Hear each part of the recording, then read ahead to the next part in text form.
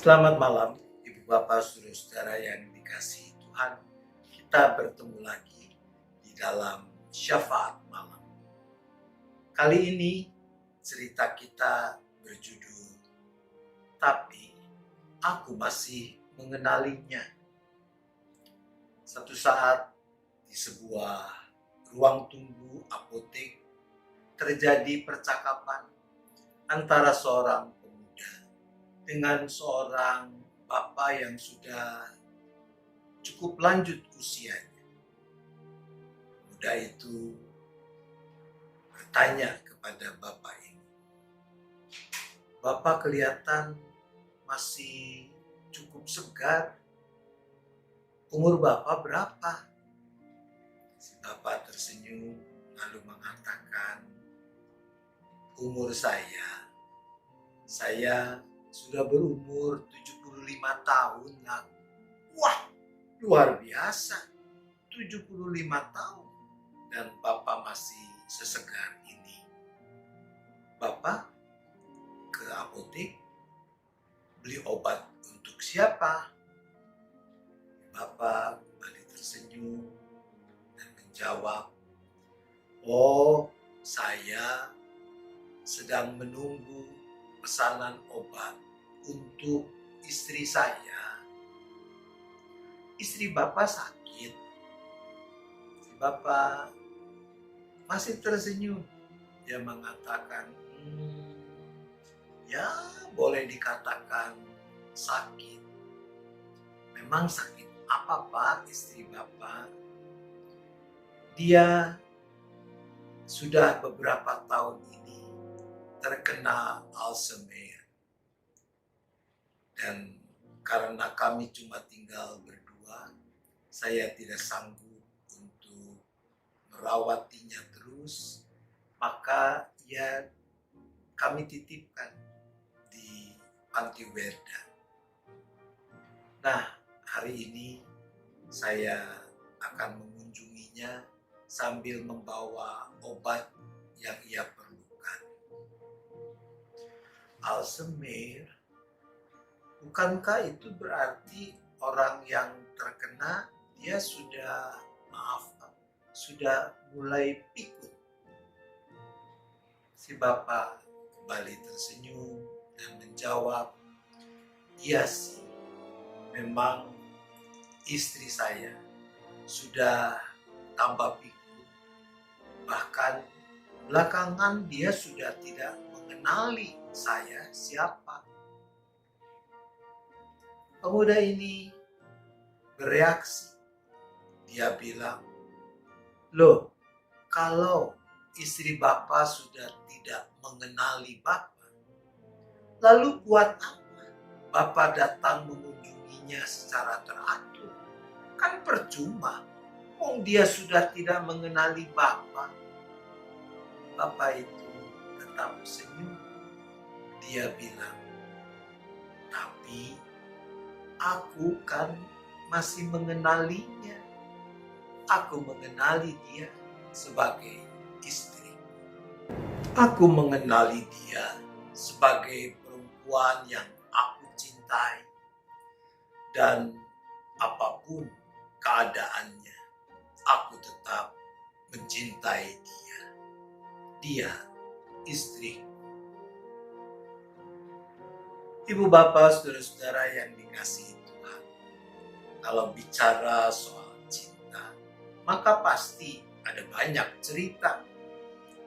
Ada banyak pasangan ketika ditanya mengapa memutuskan untuk menikah dengan pasangannya ini dan bukan dengan yang lainnya. Jawabannya, habis cocoknya dengan yang ini. Tapi bukankah di sana sini juga terjadi bahwa belum seumur jagung pasangan yang menikah dengan alasan habis cocoknya dengan yang ini, mereka bercerai. Nah, yang menarik adalah alasan perceraian mereka. Alasannya juga pakai kata yang sama, cuma dinegasikan. Mereka katakan, "Ya, kami terpaksa bercerai karena ternyata setelah dijalani, kami tidak cocok." Ibu bapak saudara, kalau kita menggali lebih dalam, apa yang dimaksudkan dengan cocok dan ketidakcocokan itu? Bukankah ketika pasangan yang bercerai ini mengatakan mereka sudah tidak cocok, sebetulnya mau mengatakan bahwa ternyata pasanganku itu tidak seperti yang aku harapkan, tidak seperti yang aku inginkan. Jadi, cocok adalah kalau dia bersikap seperti yang aku mau. Cocok adalah bahwa dia menjadi seperti yang aku inginkan. Itu adalah cinta bersyarat. Cinta apabila, cinta jika, conditional love. Dan hal seperti itu bukan cuma terjadi di dalam relasi pernikahan, tapi juga di dalam berbagai relasi yang sama. Polanya, patternnya serupa. Dalam relasi orang tua dengan anak, dalam relasi pertemanan, rekan kerja di kantor, dan yang sebagainya. Kidung Agung pasal 8 ayat 6 mengatakan begini, "Taruhlah aku seperti meterai pada hatimu, seperti meterai pada lenganmu, karena cinta kuat seperti maut, kegairahan gigi seperti dunia orang mati. Nyalanya adalah nyala api, seperti nyala api Tuhan." Salah satu bagian di dalam janji pernikahan adalah rumusan yang kurang lebih berbunyi begini, bla bla bla bla bla, dalam suka maupun duka, pada waktu sehat maupun sakit, dan seterusnya sampai maut memisahkan kita. Janji yang mencerminkan spirit Amsal Kidung Agung 8 ayat 6 yang tadi kita baca. Itu mau mengatakan bahwa apa yang kita dapati dalam diri orang yang kita kasihi kelak tidak boleh mengubah cinta kita kepadanya. Banyak orang tidak sanggup memelihara cinta yang kuat bagai maut itu karena hanya mengandalkan cinta insani yang memang cenderung egois dan egosentris. Cinta seperti yang didemonstrasikan si Bapa di dalam cerita kita hanya bisa kita rawat manakala kita mau menyambut kasih Allah di dalam Yesus Kristus yang adalah kasih yang bertolak belakang dengan kasih yang egois, yang egosentris. Karena yang didemonstrasikan Yesus adalah kasih yang berfokus pada kebahagiaan, pada kebaikan pihak yang dikasihi.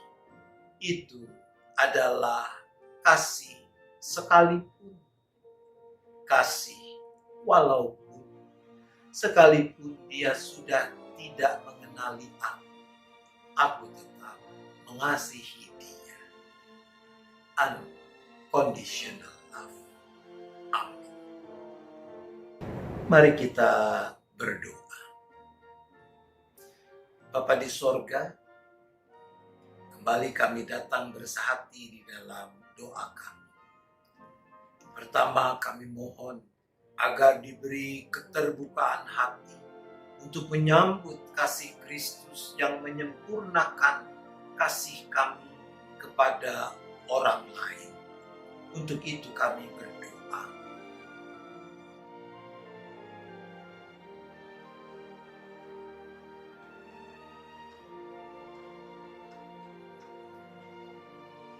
Kami juga mohon agar Tuhan memampukan keluarga-keluarga yang terganggu keharmonisannya, baik dalam relasi suami dengan istri, orang tua dengan anak, mertua dengan menantu, dan yang sebagainya, karena terjebak oleh cinta yang egois dan egosentris.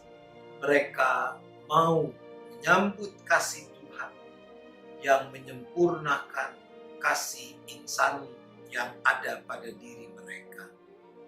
Untuk itu kami berdoa.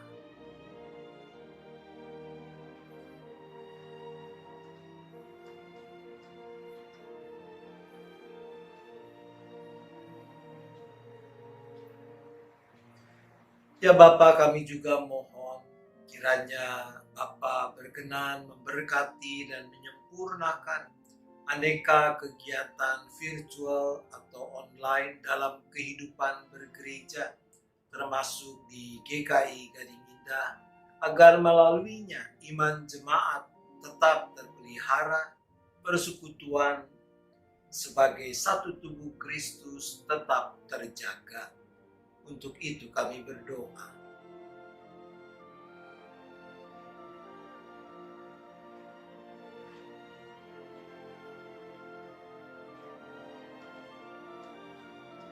Bapa, kami juga mohon agar Bapa berkenan memberikan hikmat kepada para pemimpin gereja, termasuk majelis jemaat GKI Gading Indah, dalam mempersiapkan segala hal, termasuk mempersiapkan jemaat memasuki model kehidupan bergereja yang baru di dalam era tatanan kenormalan baru yang harus diterapkan.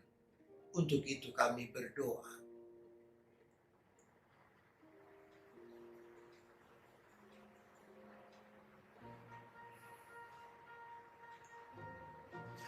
Bapa, kami juga terus mendukung saudara-saudara kami yang masih harus bergumul dengan sakit penyakit mereka, bagi keluarga-keluarga yang berduka, bagi orang-orang yang kesepian, terutama para lansia. Untuk mereka semua kami berdoa.